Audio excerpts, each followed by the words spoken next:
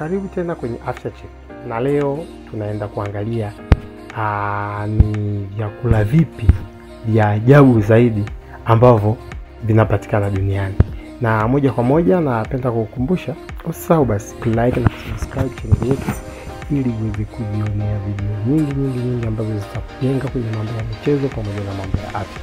Moja kwa moja bila kukupotezea muda, na tunaenda kuelezea vile vyakula ambavyo ni vya ajabu na inawezekana umewahi kuvisikia au hujai kabisa kuvisikia, lakini vinapatikana na watu wengi wanaweza kuvitumia. Chakula cha kwanza kabisa cha ajabu kuliko vyakula vyote ni kiini cha tete cha bata. Yaani kile kiini ambacho kinakuwa ndani ya haya la bata.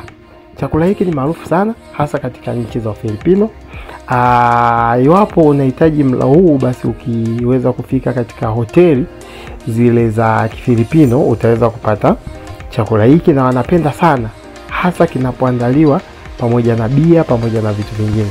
Wanadai chakula hiki kinaweza kuwa kitamu zaidi au unaweza kukipenda zaidi endapo kitawekewa vitu mbalimbali ikiwemo chumvi, pilipili pamoja na vinegar. Unatakiwa kunyonya tu kimiminika kinachotoka kwenye yai na kufumbua kwenye mdomo.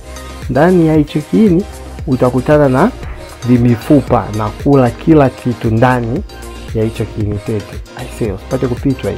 Kenda mitaa ya Filipino nini? Unaweza kaulizia basi kiini tete cha bata ambacho wewe unaweza ukatumia.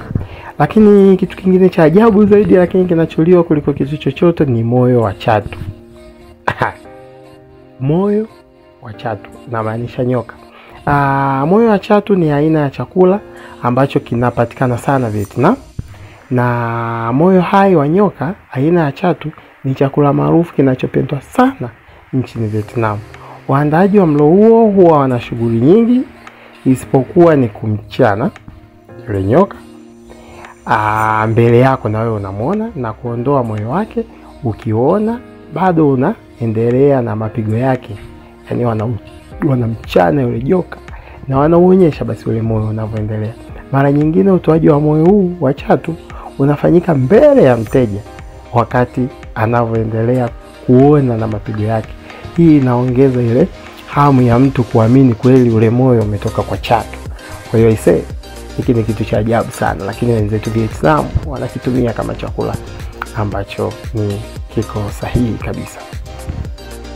Kingine ni mchanganyiko wa vifaranga mbalimbali vya ndege. Chakula hiki kinaandaliwa na mamia ya watu wanakitumia, na chakula hiki huwa ni vifaranga ambavyo vinakuwa ndani ya karatasi ambalo huzuia hewa isiweze kuingia, nzi, funza, ambao mchanganyiko wake basi huwa unachanganywa na kukaa ndani ya miezi 3. Halafu ile harufu ya mbundo wa ile nyama ya ndege iliyooza inasemekana kuwa na ladha kidogo kama jabiri iliyokaa kwa muda mrefu. Chakula hiki huliwa mara kwa mara hasa katika yale majira ya baridi na katika sherehe maalum kama vile Christmas na kumbukumbu za kuzaliwa. Chakula hiki pia kinafahamika kama Vyakula na ni maarufu sana huko nchini Greenland, kusini mwa dunia. Usipate kupitwa bwana. Mchanganyiko wa vifaranga mbalimbali vya ndege, utakutana na kuku, utakutana na kindege kingine, vyote vimechanganywa hapo.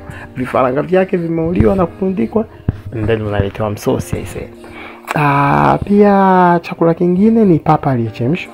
Nadhani wengi sana tunatumia hii kitu. Chakula hiki ni maarufu zaidi katika jamii ya watu wa Iceland.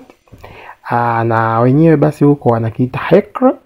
Nyama ya papa ambayo huwa ni maarufu sana inachemshwa kwa wiki 9 ili kupata mchanganyiko ambao ni mzuri zaidi na wa kuweza kuvutia na kufanya basi yule papa asiweze kuvunda.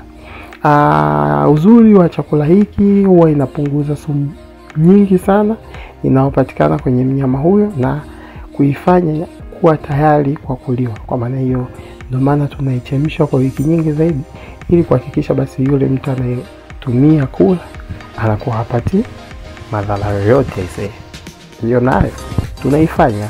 Kwa hiyo wenzetu wa Iceland wanapendelea sana kula. Kwa hiyo ukifika maeneo ya Iceland unaweza basi ukaagiza yule papa ambaye anakuwa amechemshwa. Aina ya chakula kingine kwa leo ambako tutaishia ni supu ya nyoka aina ya kobra. Supu ya nyoka ni chakula ambacho kimekuwa maarufu sana miaka takribani 2000 watu wanatumia chakula hiki.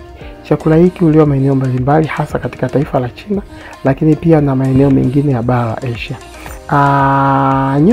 Nyoka aina mbalimbali wanaweza kutumiwa kutengeneza supu. Mara nyingi wateja huchagua ni aina gani ya nyoka ambao wenyewe wanakuwa wanahitaji kutengenezewa ili wapate supu hiyo.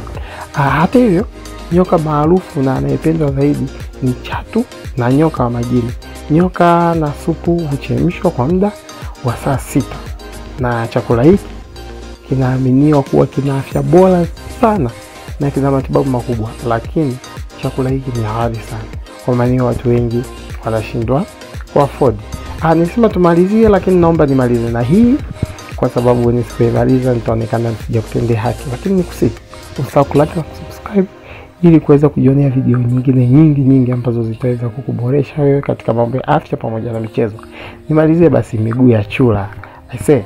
Huenda watu wengi wanajiuliza vitu kama hivi ni vitu vya kushangaza, lakini vinaweza kuliwa na wanadamu.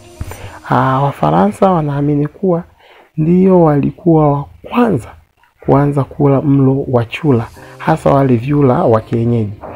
Na Marekani nao ilikuwa ni nchi ya pili pia kuweza kula. Ingawa miguu ya chura ni chakula cha kawaida miongoni mwa vyakula ambavyo vinapatikana nchini Ufaransa, chakula hiki ulipwa katika maeneo mengine yote ya dunia, ikiwemo ni pamoja na Thailand, China, wote huko wanakuwa wanakitumia chakula hiki. Chura hukuzwa na utunzwa vizuri. Baada ya hapo inasemekana anakatakata miguu na miguu yake kutengeneza ile supu ambayo inaenda kuwa nzuri sana katika matumizi kama chakula. Na inasemekana kuwa katika supu ya miguu ya chura inakuwa na protein nyingi, asidi yenye mafuta, omega 3 ya kutosha, calcium, vitamin A pamoja na potassium ambayo itakusaidia katika kukuza na kuendeleza mwili wako na kuweza kujenga pia mwili wako. Kwa leo nipende kuishia hapo. Usahau kulike na kusubscribe. Lakini hii ilikuwa ni part 1, lakini tutakuwa na part 2 ya vyakula ambavyo wewe hujawahi kudhania vinaliwa, lakini ni vyakula bora sana.